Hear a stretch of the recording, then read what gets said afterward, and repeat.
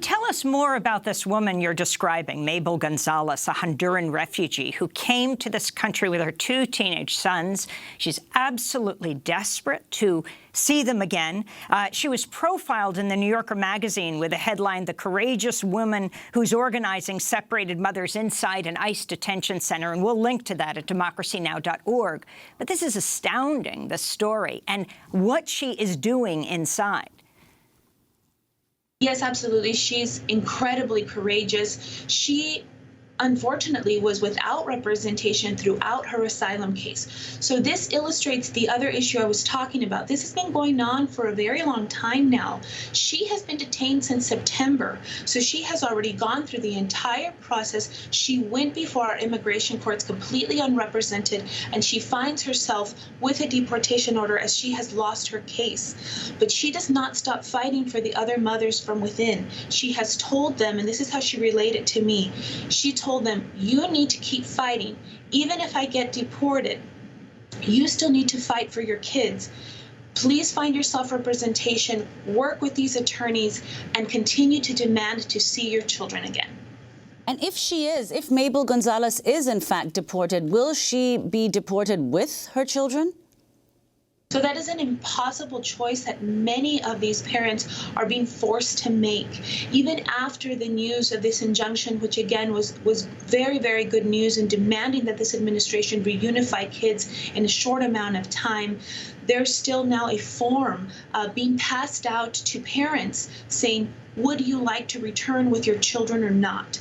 We have already heard reports on the ground that they are being presented with this information without an attorney present, even if we have the proper documentation submitted to these deportation officers saying, we are the attorneys, we are representing them. They're still going without, not asking them if they want representation, and they're saying, do you want to go back with your children or not? That is an impossible choice to make when they have made that sacrifice. They have fled violence. They came together with their child. They were ripped away from them, and now they have to make a decision. Does my child go back to be in danger with me after all this sacrifice we made, or do I choose for my child to stay and potentially never see them again?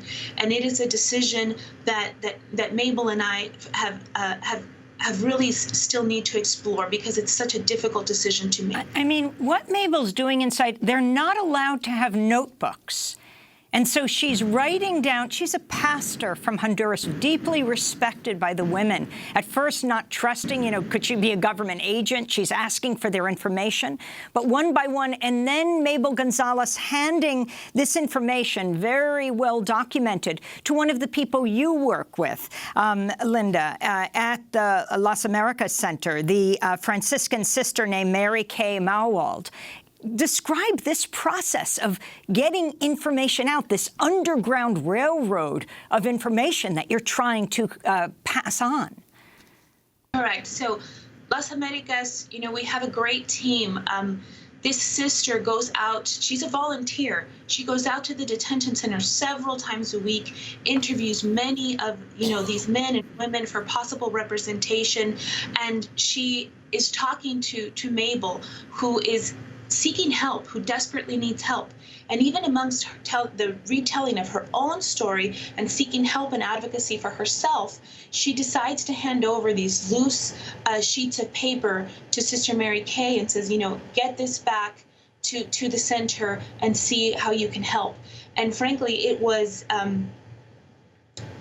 such a useful piece of information for us, because as a nonprofit, exactly what we want to do is help these women. And so our mission was to speak to every single one. Some of them luckily do have attorneys, although I will say very few.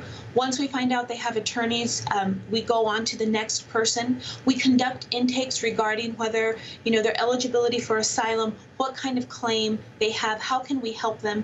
But then this facet is added to our work as attorneys and immigration advocates of, Where's your child? Have you spoken to your child? How often are you able to speak to your child? How soon can we get you reunited? One of the effects from the injunction is that we're starting to see more of these people, more of these mothers on this list granted what's called an ICE bond. And that is, ICE has always had the ability to do this. These women are under the custody of ICE. ICE always has the ability to release them, and they are being granted a bond, most of them in the amount of $2,500, and many of them we're trying to pair them up with the resources in order for them to get out.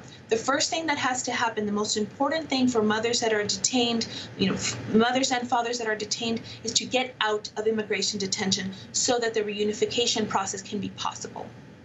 Well, Linda, just to give an idea to people of what kinds of conditions these asylum seekers are fleeing, what you've heard from your own clients, the conditions that they're fleeing in their home countries, and the fact that Attorney General Jeff Sessions announced last month, that domestic violence would no longer be grounds for asylum. He wrote, in fact, that claims by aliens pertaining to domestic violence or gang violence perpetrated by non-governmental actors will not qualify for asylum. So could you talk about first the conditions asylum seekers are fleeing and what the effect of Sessions' decision will be? Almost every single person that we speak to at the detention center is escaping some form of violence. Some vary in the severity, but we see many women escaping domestic violence, whether that be through a partner that they are actually legally married to, or potentially a live-in partner or a boyfriend, where these women are viewed as property of these men. They are sexually assaulted on numerous occasions. They are escaping kidnapping and death threats, and they come to this country many times after having sought help from their own government, being turned away, or seeing that the government is absolutely inefficient in being able to protect them. Again, this is something that we see often. Gang violence and extortion, these are also themes. But domestic violence is something that we here at Las Americas have defended and defended these claims before the court. To see this decision just with one opinion of one person turn back years, 20 years of jurisprudence, of case precedent that supports the protection of these women, has truly been an assault on asylum seekers. So again, goes towards this criminalization of all migration. These people aren't now saying these people are not worthy of protection when it has been deemed within our legal system that they are.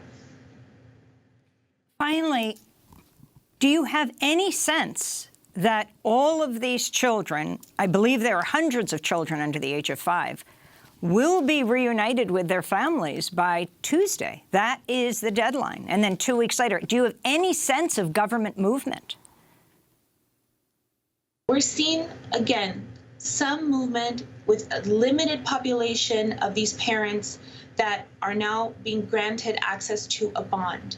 But that's just the first step, is in them being released. They are not just being released, they are being told they have to pay in order to be released.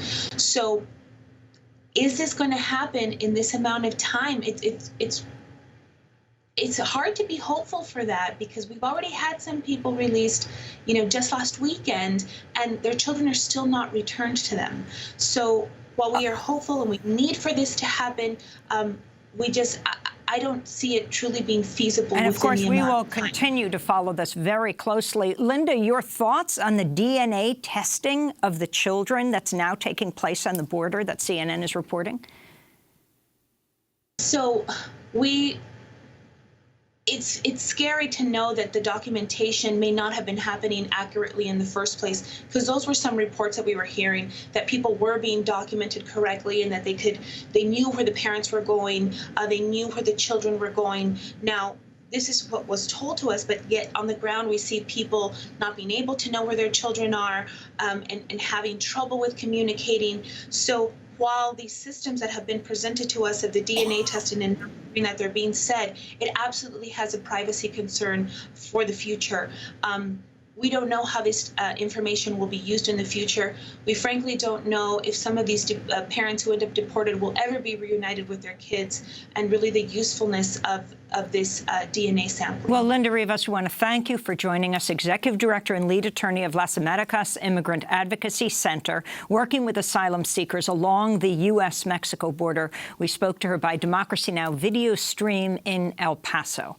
When we come back, Guantanamo was originally an immigrant detention center. We'll speak with Andrea Pitzer. Stay with us.